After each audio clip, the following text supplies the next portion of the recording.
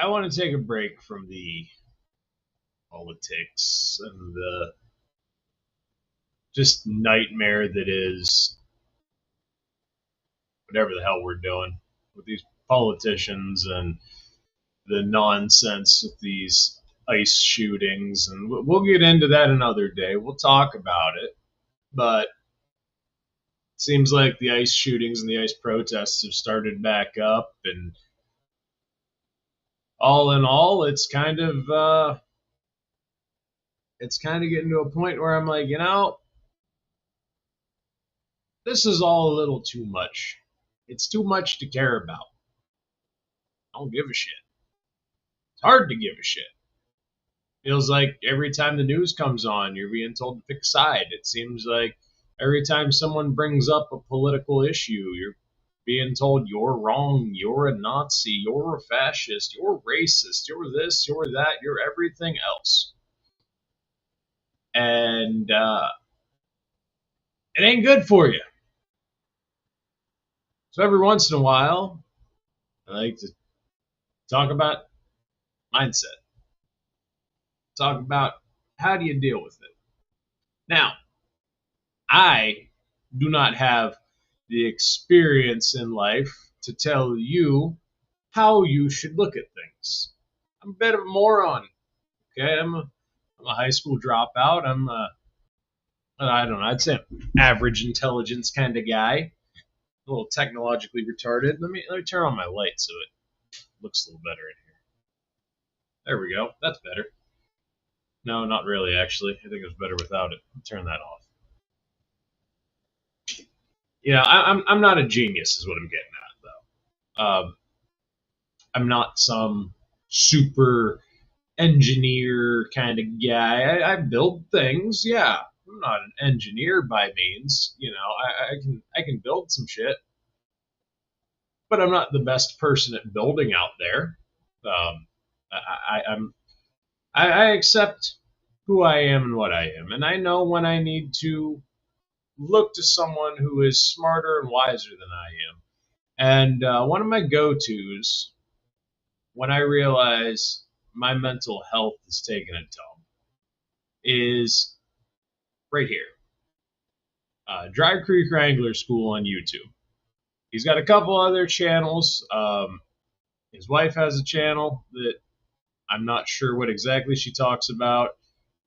I think he's got a Bible related channel. I think it's Dry Creek Bible or something like that.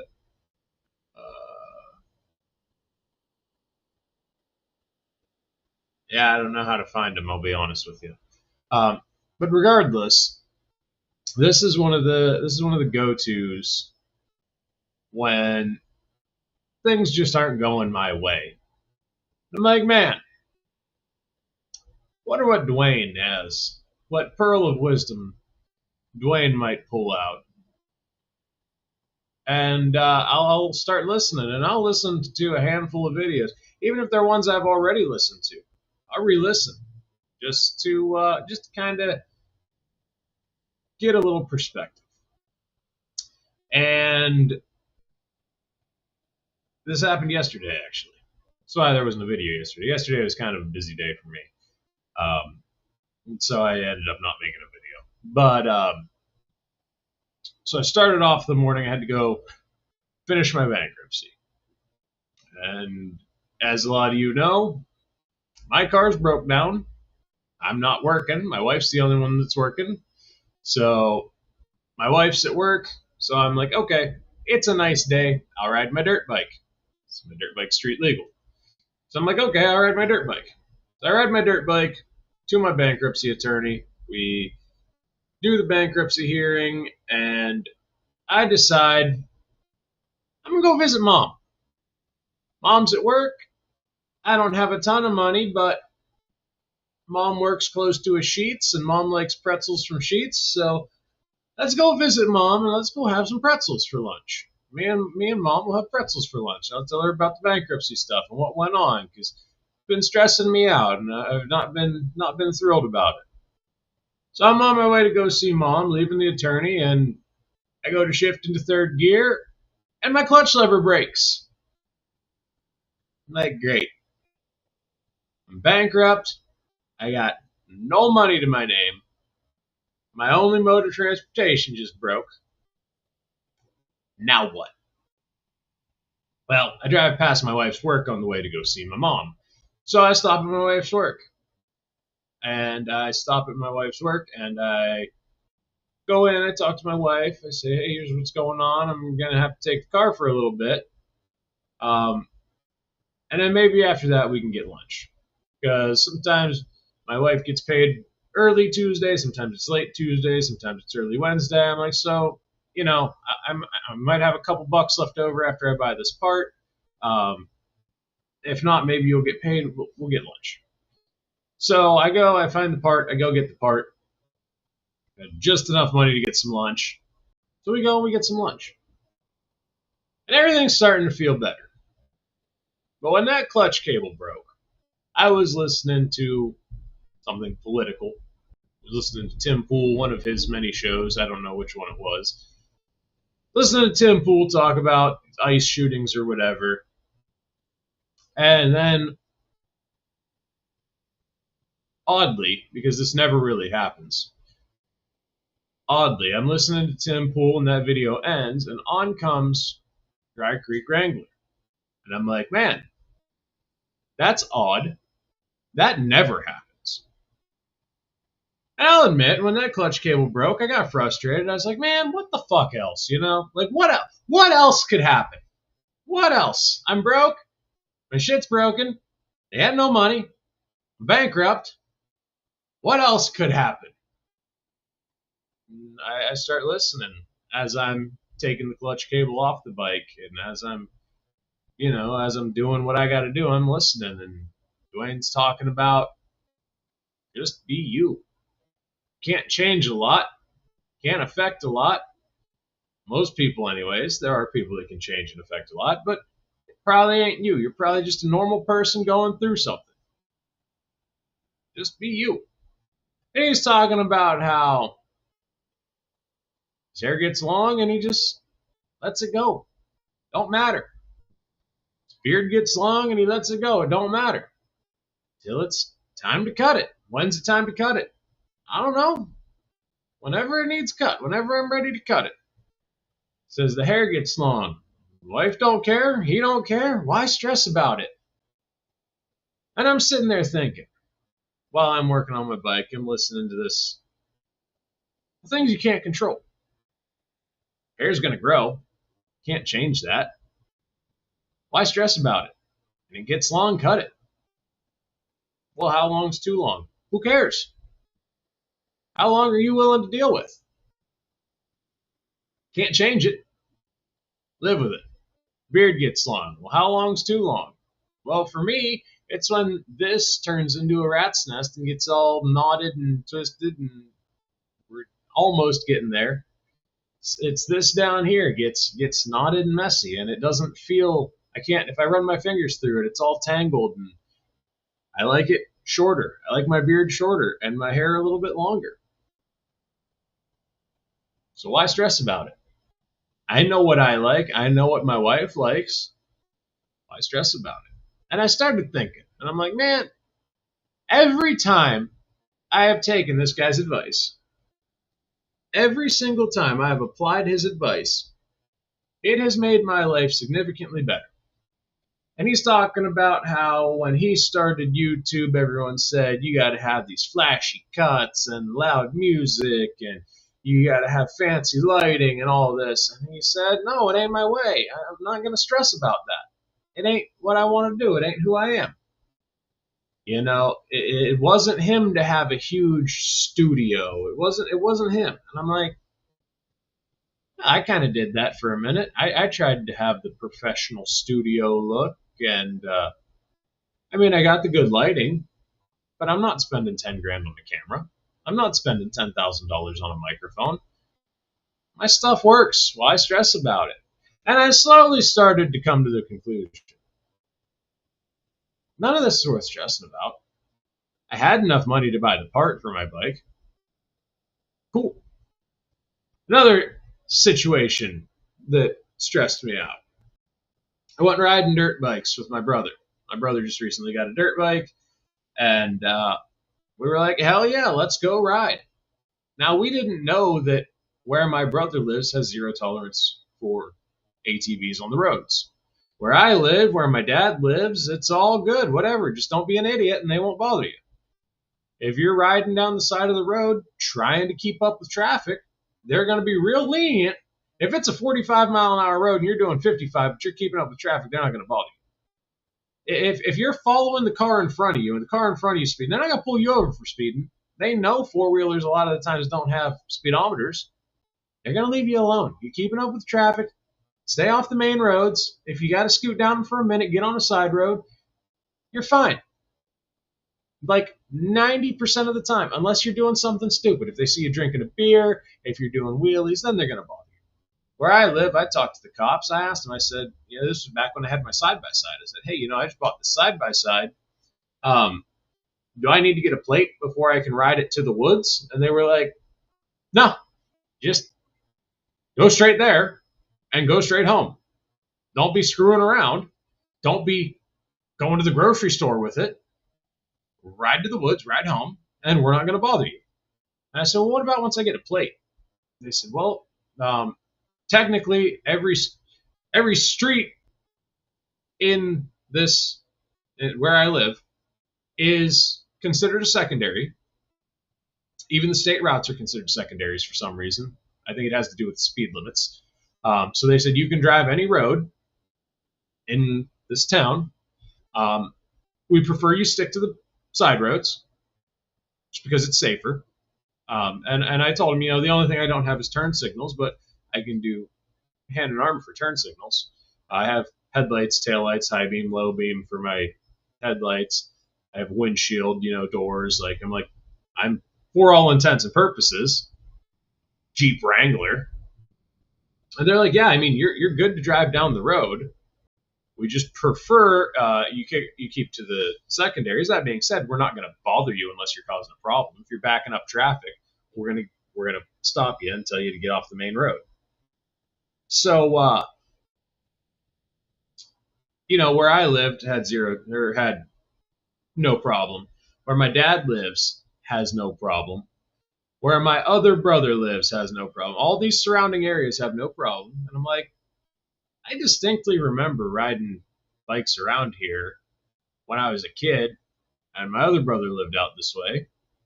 So they shouldn't have a problem. So I talked to my brother. My brother rides this dirt bike, and I'm like, hey, let's go for a ride, man. Hell with it. So we go for a ride, and the first time we go, it's getting dark. We had just put a headlight on his bike, and he gets stopped, and they're like, yeah, take it home. And so we're like, okay, didn't have a tail light. Yeah, I can understand. So we go the next day, and we're like, all right, well, it's daytime, so no one's going to bother us because they only stopped us last night because of him not having a tail light. So let's go for a ride. So we get my niece ready. My brother's brother-in-law comes. So we got this group, 4 of us. I'm the only one with a license plate. So we go, we ride down to the woods, no problem. We ride, no problem. We come home, well, there was a problem, but it wasn't police related. We got caught in a huge thunderstorm. So we get home, we're all soaked. My brother's brother-in-law shows up, and then we go ride again. Go back to the woods, no problem. We go ride in the woods, no problem. We come back. Now I lead because I've been riding around a lot longer than anyone else has, so I know my way around. And when I lead, I take a pretty far lead. It's important context here. So I'm leading everyone back home. We're back on the streets. And my brother, his brother-in-law, and my niece get pulled over. Now, like I said, I'm way ahead. I'm turning onto another road. And I'm going down another road. And I'm like, where the hell is everyone? And then I see the red and blues. And I'm like, oh, they got stopped. No biggie, right? Let it go, ain't a problem. So I go home, go to my brother's, pull in the driveway. My niece comes home. and goes, hey, I think I just ran from the cops. I'm like, what do you mean? She's like, well, I saw everyone get pulled over and I didn't know what to do, so I came home. And I'm like, okay, well, you're home. You're safe now. We'll deal with it. If anyone asks, we will tell them I'm bleeding. You know, if they come asking, we'll tell them you were told to follow me and you'll be fine. Like, they'll be understanding, right? Because the cops in this area are relatively cool. They're understanding. Except this one who decided that I ran from him and decided to write me a ticket for operating a dirt bike with no insurance, which is prohibited operation. I showed him after he wrote the ticket. I showed him I didn't do that. Tried to explain to him I had a license plate beforehand, but he didn't listen. He told me my license plate's invalid. I said, no, I have a motorcycle plate. My bike's a motorcycle. He goes, no, you have an ATV plate. I said, do you want to look at it? He goes, it's an ATV. You have an ATV plate. I said, okay. So he brings me this ticket for running away, which I didn't, because if I did, why did I go home? That's the dumbest thing. And we were like a block away, too. So, like, if I was going to run, why would I run a block away and not go back to the woods and you'll never find me? Anyway, I digress. So I get this ticket for prohibited operation of a dirt bike with no insurance. I show the officer my insurance. I show the officer my registration. Now I have an expired registration on my phone. It's a picture of a registration. But my license plate is current. So if they say, hey, we need your registration, well, all my information's right here on my phone. All my insurance information's right here on my phone. Because if I destroy a paper copy, I don't have registration at all, so I have a digital copy. Now, like I said, the registration that I have on my phone is not the up-to-date one, but the plate's up-to-date, so yeah, they know it's up-to-date. So I show this officer my registration. I show him my insurance. He tells me, that's ATV insurance. It doesn't count. I said, no, it's a motorcycle policy. It counts. So he writes me this ticket. What are you going to do? Ain't nothing I can do about it. So I take the ticket. Okay. I'm angry about it. And then I start looking at the ticket. I'm like, oh, I'm getting this thrown out. As soon as I looked at the ticket, I'm like, this ticket's 100% getting thrown out. This ticket ain't even accurate. So, okay. I wait until the court date, which the officer told me was the 10th. I go to court on the 10th. And they say, we don't have you on the schedule for today. What's going on? I show him the ticket. So, the officer told me the court date was the 10th. He wrote down the 10th. I show him where he wrote the 10th, and they go, oh, huh, interesting. They look up the ticket number. They go, your court date was the 6th. You missed court. I said, well, no, I didn't miss court. The officer told me court was the 10th. We can go downstairs and get his body cam, and you'll hear him say that court's the 10th. He stopped me on the 5th. So they're like, okay, yeah, whatever. Because I believe it was Sunday, so the 6th would have been Monday. So court was the 6th, supposed to be the 10th. So I'm talking to the judge, and the judge goes, well, wait a minute. You've got a bench warrant. I'm like, what do I have a bench warrant for?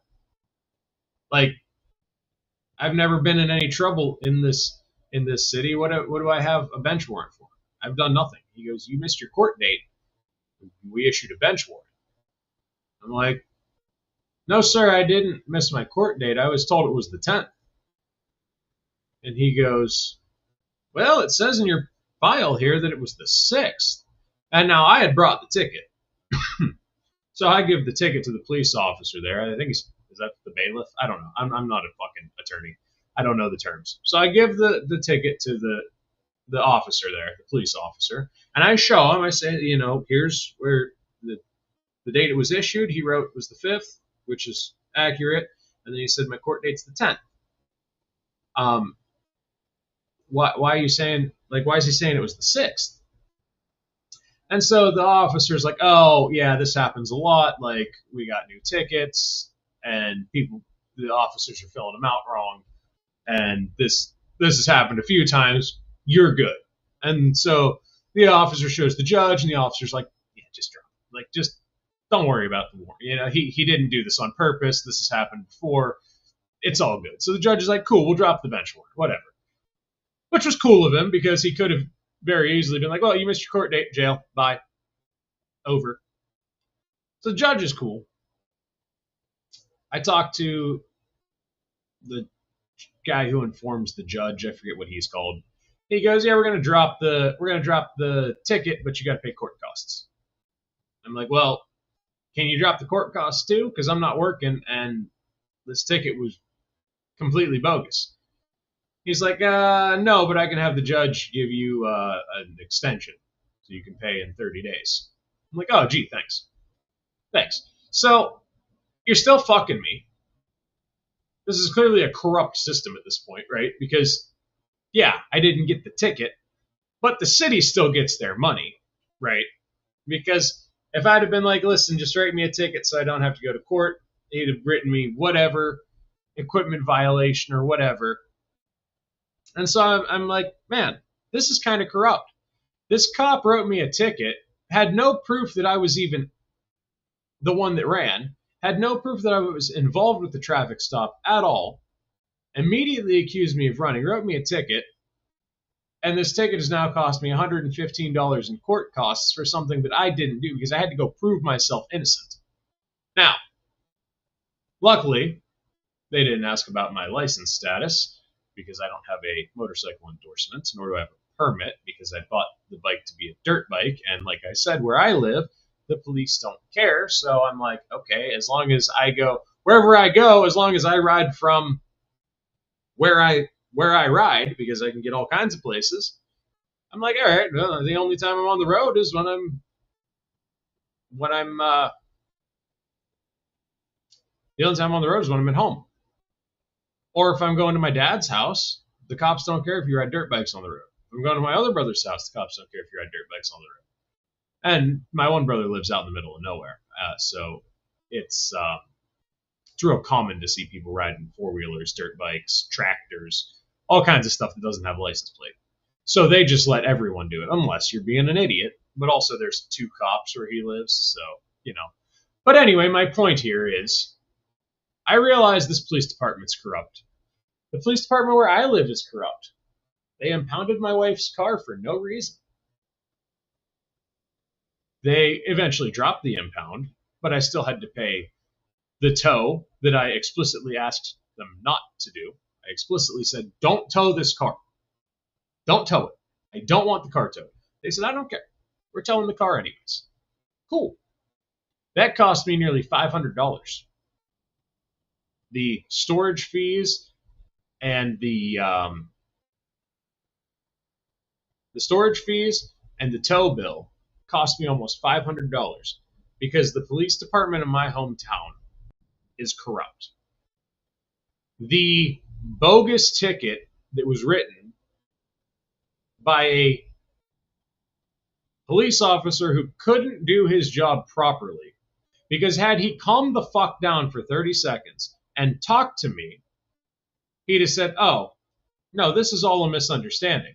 And we'd have explained to him, the person you saw driving away was my niece, not me, and she was told to follow me. She didn't know what to do, so she followed me. Her instructions were to follow me no matter what. I didn't know you were getting pulled over. She panicked. She followed me. That's what we told her to do. We didn't know that we would get pulled over. We thought you guys allowed bikes on the roads, so we didn't come up with a plan for if someone gets pulled over. And the cop would have been like, oh, yeah, that makes sense. By the way, here's my information. Go look at my bike. There's my license plate. You can read my plate. You can run my plate, whatever. And the whole thing would have been handled very quickly and dissolved very quickly. But because this cop has no business being a police officer because he can't listen to reason. I have to pay a fine, essentially. It's court costs, but I have to pay for the privilege of defending myself, for the privilege of proving myself innocent, because this officer said I did something I didn't do. Now, to be fair, he could have arrested me. I mean, that could have happened. Sure. That doesn't change the fact that this happens every single day. And I have one more anecdote before I close this out. A long, long time ago in a galaxy far, far away, my other brother, I have two brothers, one's a veteran and one's a truck driver. This is the truck driver. My truck driver brother, long, long time ago, before he ever drove a truck, whatever, his license was suspended, and he was driving home with his buddy, and he was driving one car, his buddy was driving another car. Or no, I'm sorry. They were both my brother's cars. He was driving one, the buddy was driving another. I think they had to go pick it up or something. I don't remember. Anyway, unimportant. So they're driving home, and the buddy gets pulled over in the brother's car, and they're like at the end of my brother's road, so they just pull both cars into the driveway.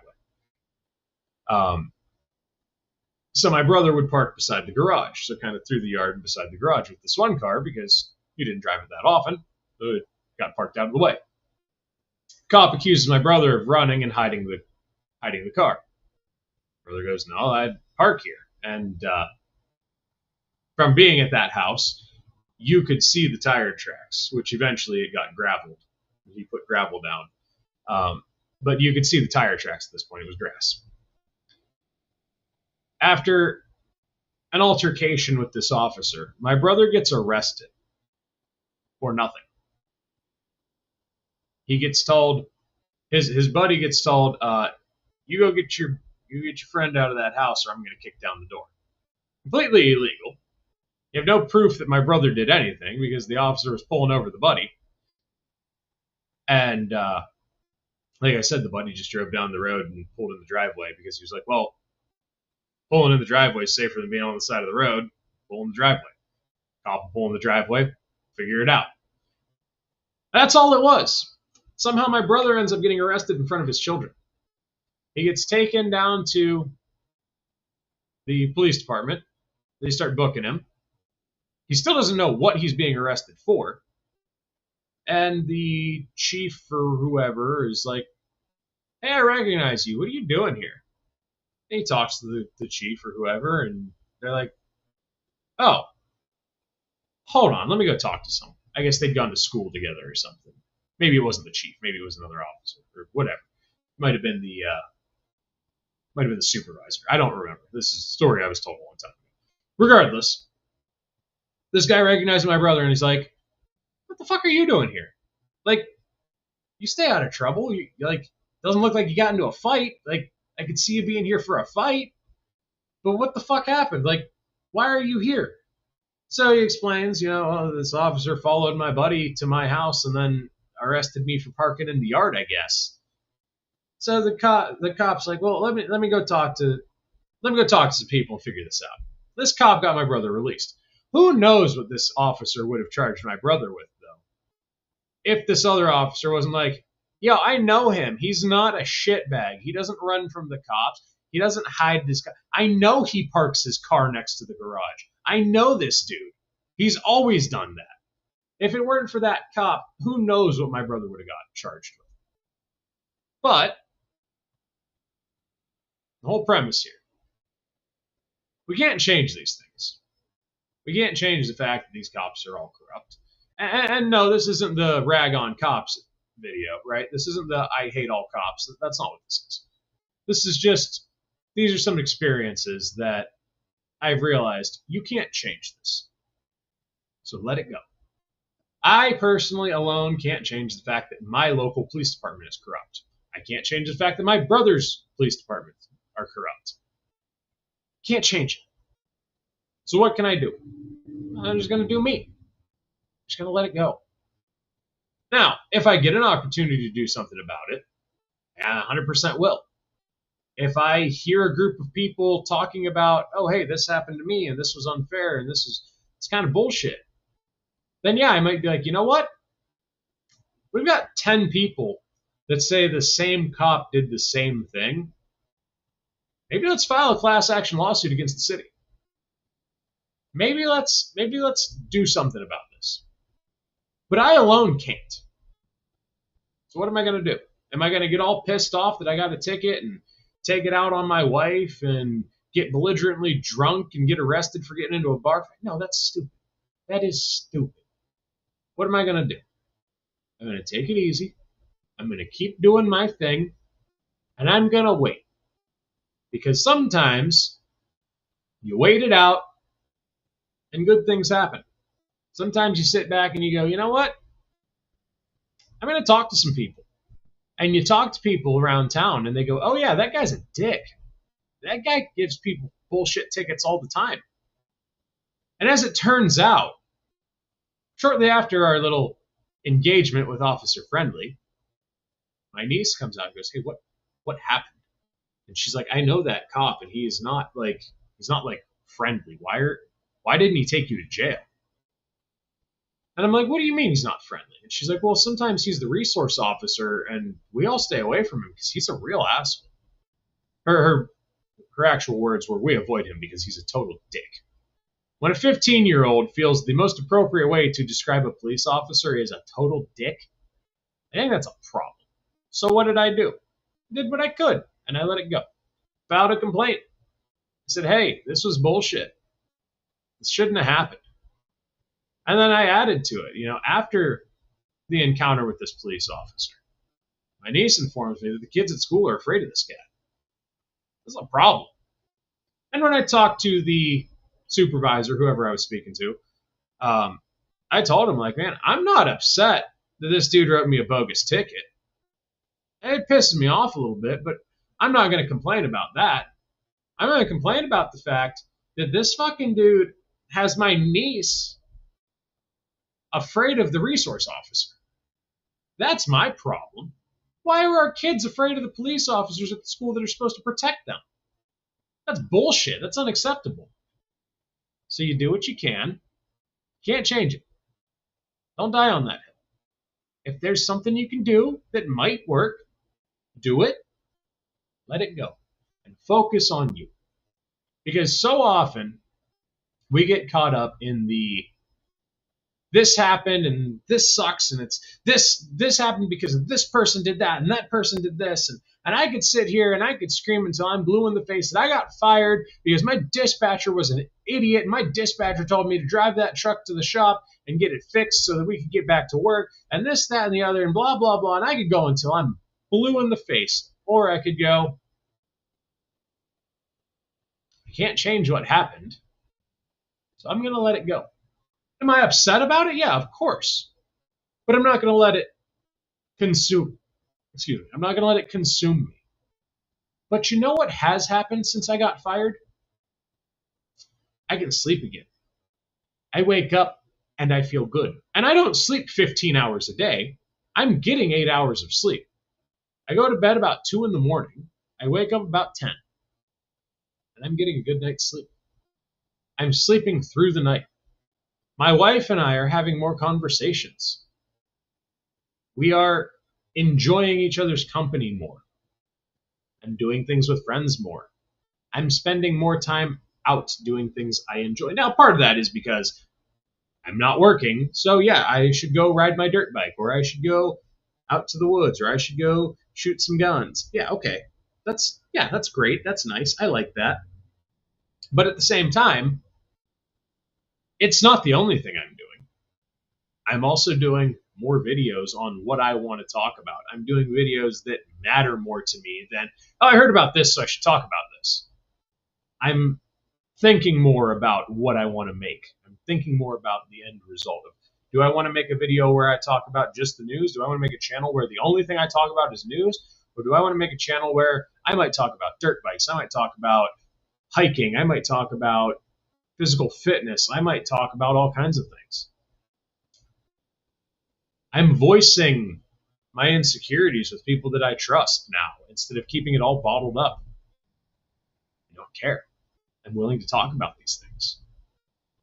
And the people that I'm talking to are helping me. One thing I'm insecure about is my stomach. I have a little belly. And I'm not overweight. I'm not obese, at least. I'm 200 pounds, 205, somewhere in there. I float around. I've lost a significant amount of weight since I got fired. I lost a lot of weight, actually. I was pushing 220, and I burned off almost 15, 20 pounds. Now, a lot of that is, I've been riding my dirt bike a lot, eating a lot less, but the stress is gone. The problems. Now, I have different stress and different problems, but I could sit here and I could cuss out my boss and I could cuss out my dispatcher because, they're the reason I got fired. But at the end of the day, I can look at all the positives and go, yeah, I got fired. I can't change that. But that led to some good things, I guess. I lost some weight, sleeping.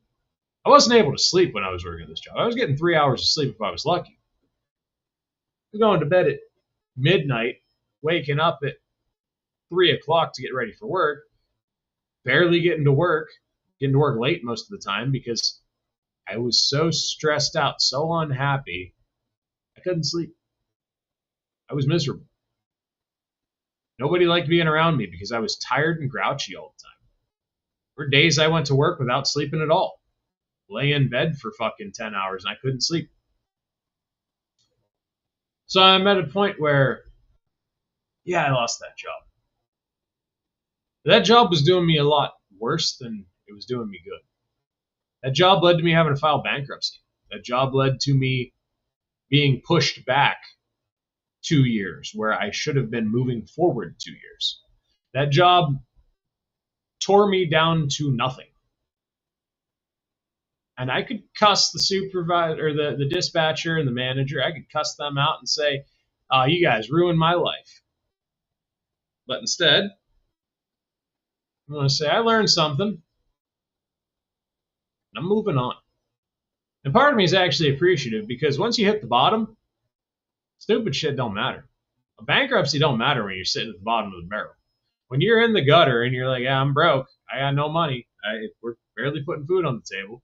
You're like, oh, whatever. I don't care about this bankruptcy. File the damn thing. I got no money anyways. At least to get these people off my back. And so now the only place to go is up. So I'm going to start climbing that ladder. If it takes me a while to climb it, it takes me a while to climb it. If I'm able to climb it fast and get back to where I was, making the kind of money I was making, cool. But you can't change it. Just let it go. Go with the flow, man. Go with the flow. There is a plan for every one of us. There's a plan for you. There's a plan for me. There's a plan for all of us. It's not ours. Not your plan. It's not my plan. It's God's plan. Just go with it. Do what you got to do. Talk to the big man. Talk to the big man. Talk to him. Hey, where do I go? I gave you an analogy. I like to rock climb. I prefer to rock climb in a gym. My brother prefers to rock climb outdoors. When I rock climb outdoors, I lose the route. I can't follow the routes. Shit all looks the same to me. My brother's like a spider monkey. He scatters up a rock wall, outside, inside, whatever. Dude's fearless. Outside, I can't figure out where do I put my hand, where do I put my foot. And I got to look back, hey, where's my right hand go? To the point where it's not fun for me because I just am terrible at it. Now, I climb in the gym and the routes are labeled. And I can climb okay. Now, I haven't been climbing for a while, so I don't know if that still holds true, but I digress. I climb in the gym and I can see the route. So maybe I just need more time in the gym to see the route, and then I can start seeing the route on a real rock. Or maybe I need to look to the person who knows what the hell they're doing and say, hey, help me out. How do I get better? How do I see this? Same thing with life. I'm not saying you got to go listen to the podcasts I listen to. I'm not saying you got to listen to the mindset things I listen to. If you listen to Jocko Willink for mindset, All power to you. I don't think Jocko's the right guy to listen to for me. Because the answer for me isn't getting up at 4 a.m. and working out. The answer for me is analyze this. Look at it. Figure it out. I'm not saying Jocko's wrong. I'm saying Jocko and I approach problems differently. I want to look at it. I want to analyze it. What's the problem here? I don't make enough money. Okay, well, how much money do I spend? Am I willing to stop spending this money? Am I willing to stop spending that money? Am I willing to sell my dirt bike to cut the expense of having a dirt bike? No, I'm not. Okay, so what's my solution? Well, I have to make a little bit more money. How do I make more money? Well, I can work overtime. I can find a job that pays better. Jocko's solution is just do more. Do more what? Do more what? Work overtime? Maybe. Maybe that's the answer. But maybe that answer is a temporary solution. Maybe I need to find a different job. Maybe I need to find a different industry to work in. I personally have realized over the past almost 10 years of driving truck, I don't really care for it. Pay was decent. I'm not a big fan of it. I like being able to take lunch whenever I want. That was cool. But aside from that, I don't really care for driving truck. It's lonely and boring. I'd rather do something else. And I can't change that I don't like driving truck. I can't change that the truck driving is lonely and boring. So I'm going to let it go.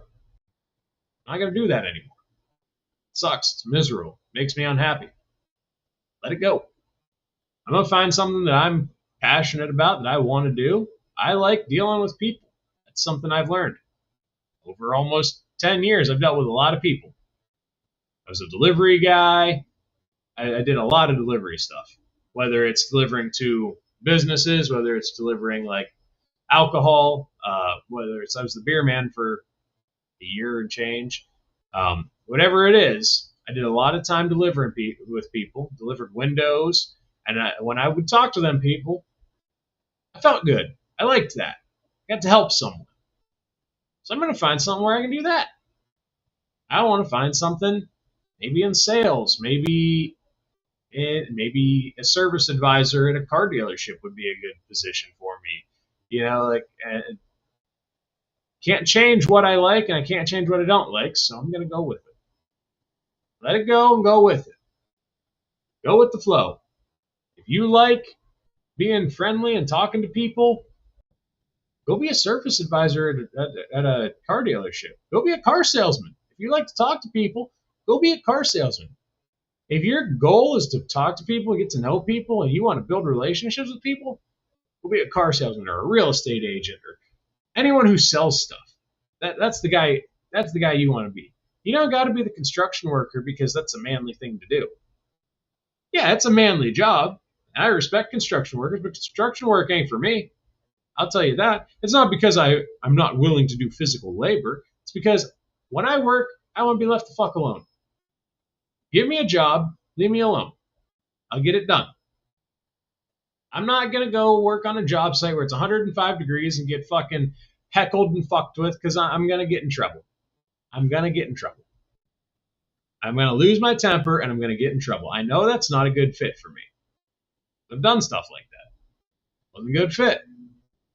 Now, I was a lot younger then. I was more hot-headed, but my point is, figure out what you can change. Figure out what you can't change. If you can't change it, don't worry too much about it. If you can change it, do something about it, but not to the point where you destroy your life. Not to the point where you obsess over it. Here, I'll give you one last anecdote. If you've ever played Assassin's Creed Black Flag, Edward obsesses over the observatory to the point where it costs him his wife. He doesn't know about his child for the first handful of years of her life. He loses all his friends. Everyone either dies or turns their back on him. He loses his crew. He loses his ship. He loses everything. Because he's so focused on, I got to find this observatory. Instead of saying, I have more important things. Maybe one day I'll worry about this, but I need to find it right now. And it took everything from him. And in the end, he does end up finding it. He has to kill countless people. He loses countless people. Countless people die because of his actions. And then he finds what he was looking for and goes, oh, this wasn't worth it. My point is, sometimes we chase something and we think it's what we want. I chased a career in truck driving because I thought it made my dad happy. Because my dad always had a boat and a four-wheeler and a decent car. And I realized I had that stuff. I never had the boat, but I had the four-wheeler and the decent car. And then I realized I'm just working for my stuff. I don't like this stuff. I didn't even fucking. I had a side by side, and I rarely ever rode it. And I was like, why do I have this? I'm just paying $400 a month for nothing. It's taking up space in my garage. If I would have taken that $400 a month and put it towards my Mustang would run. If I'd had that $400 a month and put it towards my Jeep, I would have a crazy ass V8 swap Cherokee with a fucking 1 tons, a twin stick transfer case, 37s. I mean, I would have a badass Cherokee. If I would have put all that effort, all that money into other stuff, I'd have much cooler things that I care about. But I chased a status symbol. Wasn't a good idea. But I can't change that it was a bad idea. I'm just letting it go. It was a bad idea. I made it. Never going to do it again. I'm done with all that. Anyway, that's all I got for you. I'll see y'all in the next one. I hope you